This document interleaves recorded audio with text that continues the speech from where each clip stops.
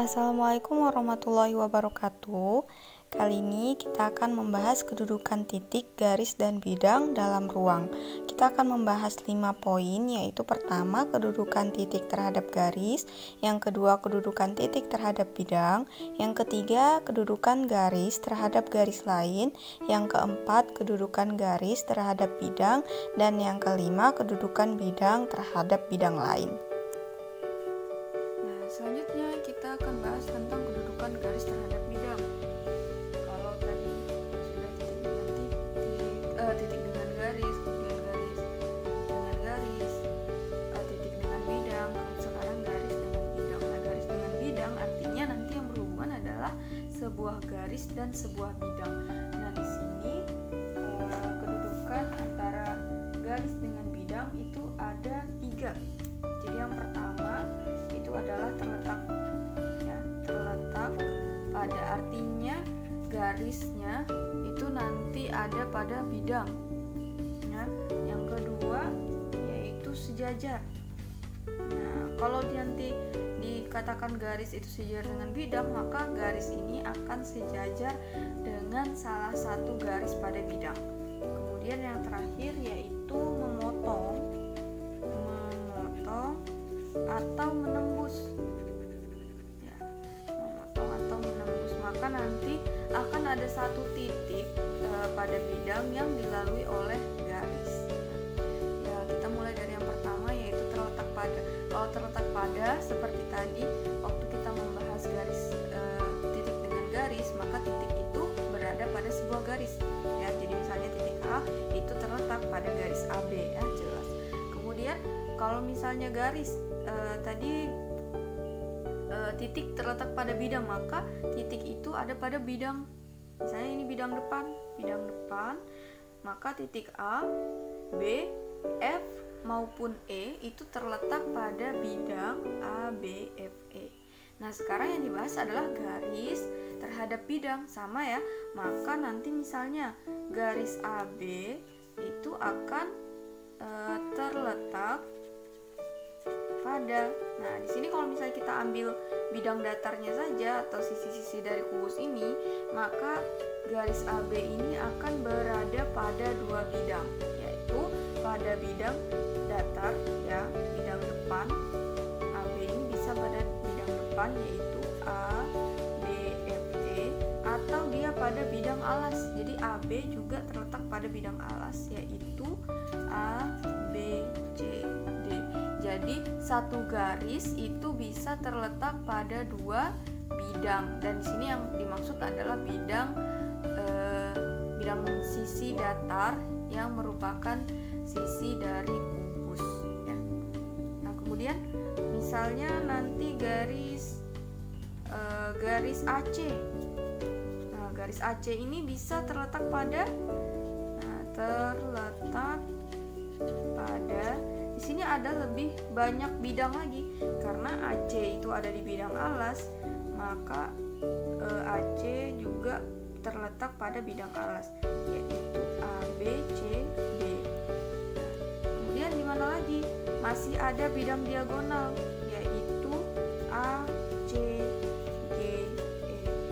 Ada tidak ya garis ini? Apakah dia juga terletak pada bidang lain lagi?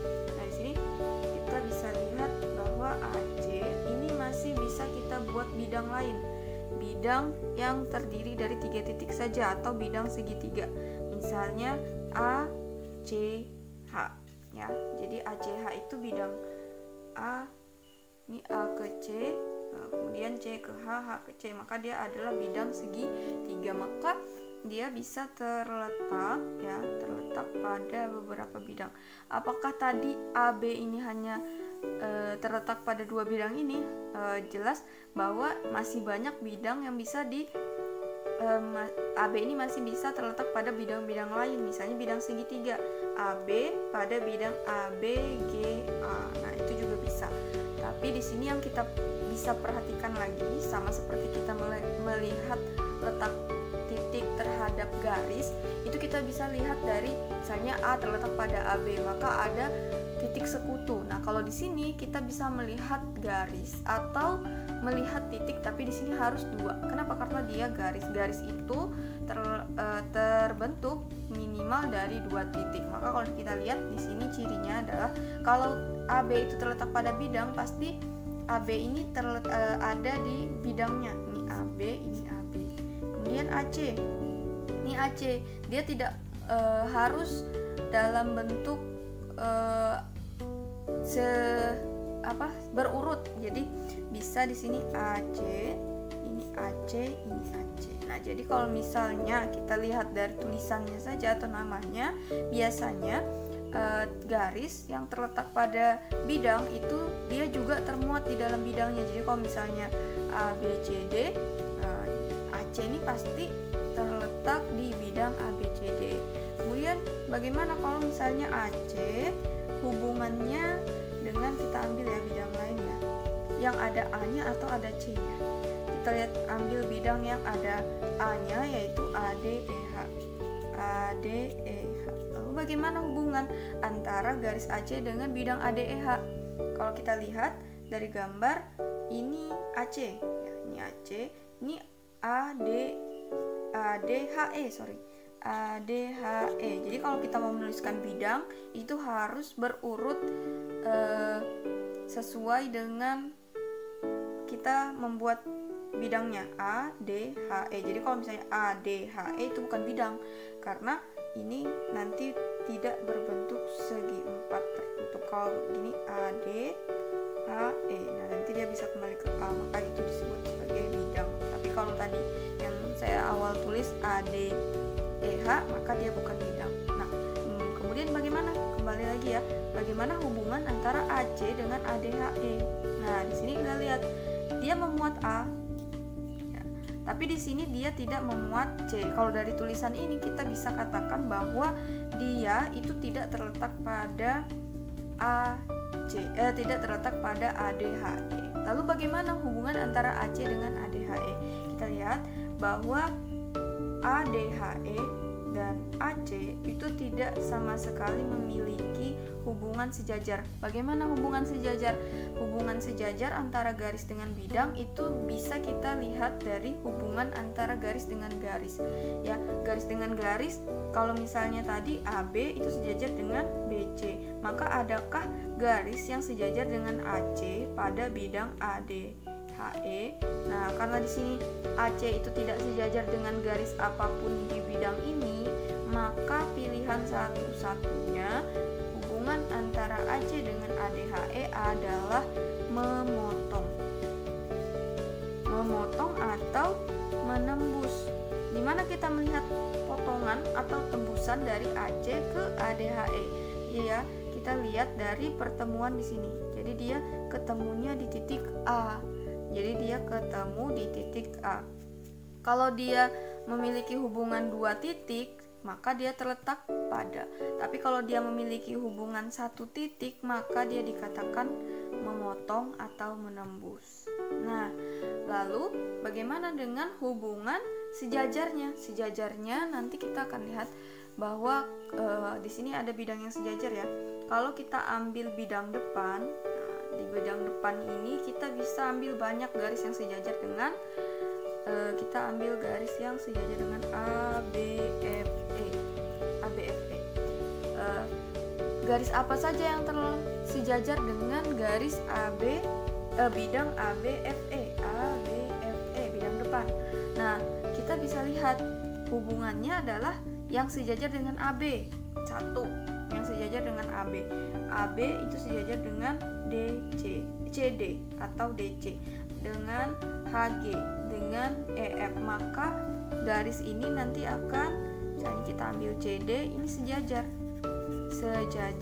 ABFE. Kenapa CD sejajar dengan ABFE? Karena CD itu sejajar dengan AB. Jadi jika salah satu garis itu sejajar dengan garis lain, maka bidang yang memuat garis tersebut akan sejajar dengan si garis tadi. Nah, terus garis apa lagi yang sejajar dengan ABFE? Di sini AB sejajar dengan CD, dia juga sejajar dengan GH. Maka GH itu juga sejajar dengan garis ABFE. Jadi hubungannya seperti itu. garis yang sejajar dengan garis-garis dalam bidang itu akan sejajar juga dengan garis yang tadi di awal kita tanyakan. Kemudian ini kan tadi garis yang mendatar ya. Bagaimana dengan garis tegaknya? Kita ambil garis tegak. Di sini garis tegaknya misalnya kita ambil CG.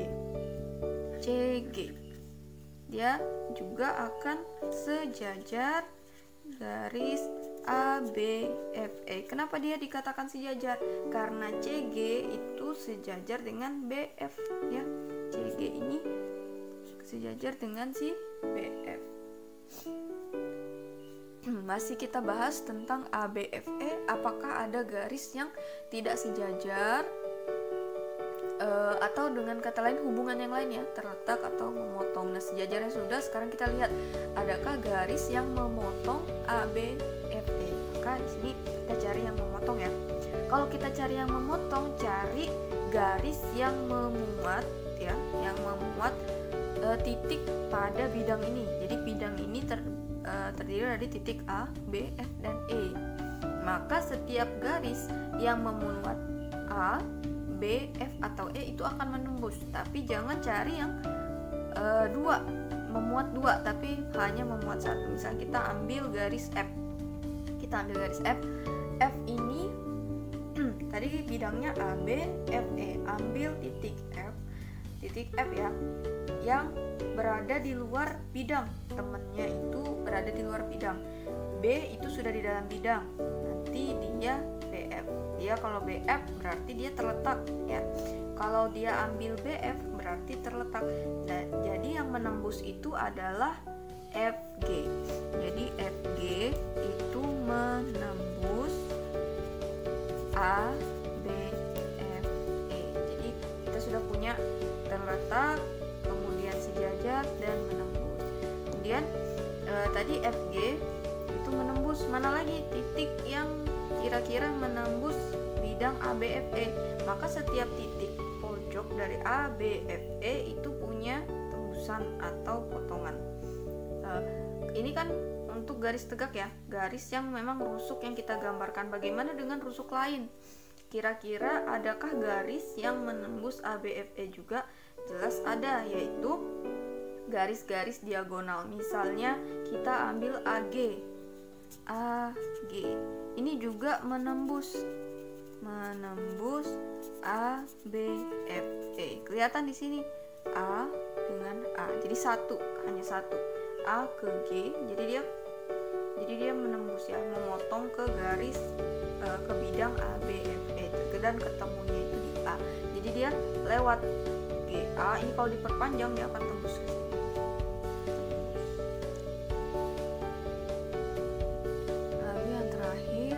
Akan bahas kedudukan bidang dengan bidang. Di sini bidang dengan bidang itu punya dua posisi. Yang pertama sejajar, yang kedua berpotongan. Jadi dia tidak punya hubungan lain selain dua ini. Kalau dia tidak sejajar, dia pasti berpotongan. Lalu bagaimana kita membedakan mana bidang yang sejajar, mana bidang yang berpotongan? Paling mudah untuk kita tentukan, kalau dia sudah tidak berpotongan atau tidak memiliki garis sekutu, maka dia dapat kita katakan sejajar. Jadi kalau misalnya kita lihat bidang yang saling sejajar, kita buat misalnya bidang dengan bidang ABFE dengan bidang ECGH. Nah, kita lihat ya. Sekarang ABFE ini adalah bidang bagian depan, sedangkan DCGH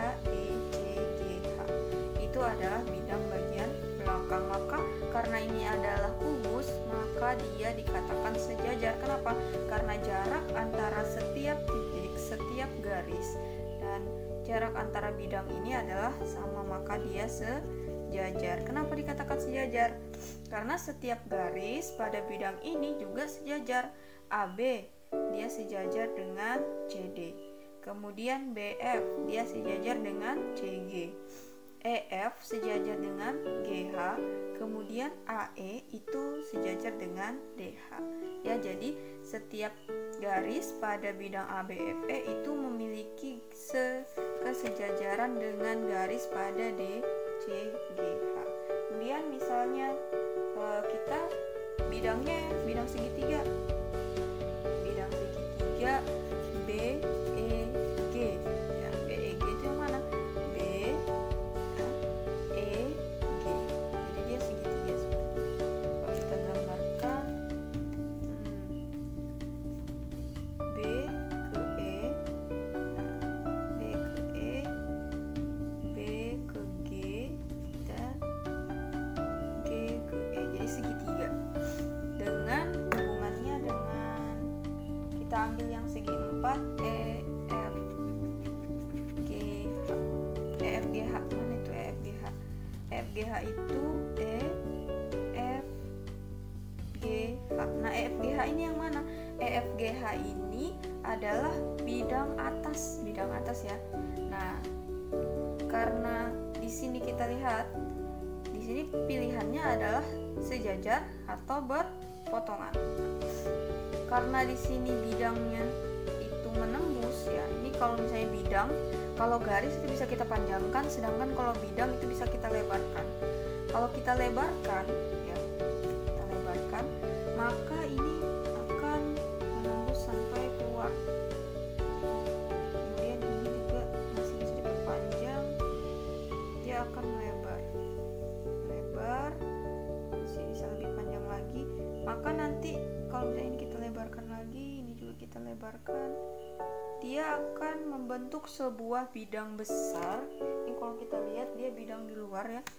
Kalau kita lebarkan, maka dia akan memotong EFGH. Maka ini kita sebut sebagai berpotongan.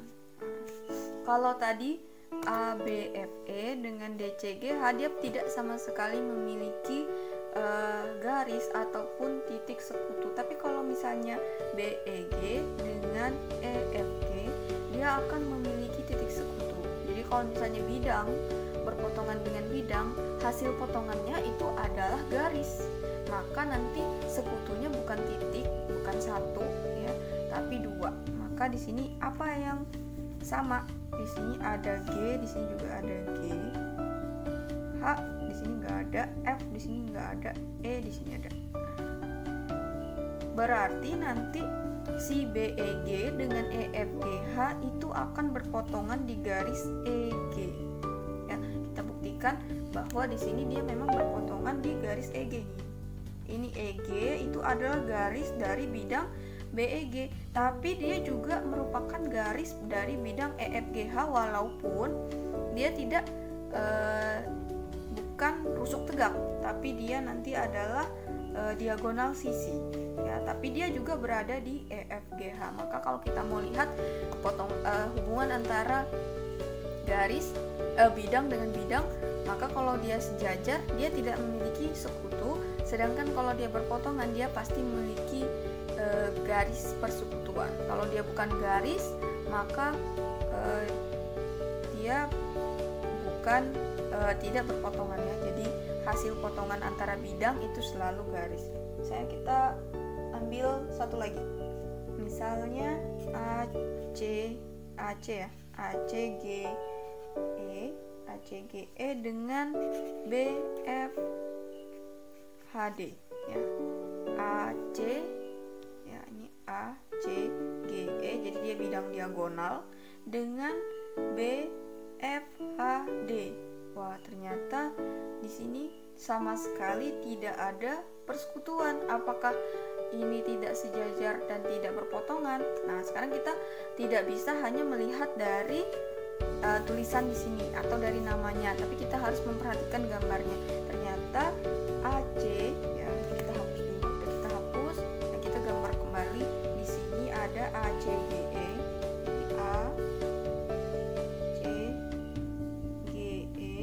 dengan BFHD. Jadi dia sama-sama bidang diagonal. Bagaimana kita membuktikan bahwa kedua bidang ini berpotongan? Maka kita lihat garis ini ya. Jadi kalau misalnya kita lihat di dasarnya, ini berpotongan di sebuah titik. Begitu juga dengan bagian atasnya. Maka ini nantilah yang akan menjadi garis persekutuan. Nggak lurus ya, sebenarnya ini lurus. Kalau misalnya kita buat lebih pakai penggaris ini sebenarnya lurus. Jadi kalau misalnya di sini kita ambil titik X, kemudian ini titik Y, maka bidang ACGE dengan BFHD itu berpotongan. Berpotongan di mana? Berpotongan di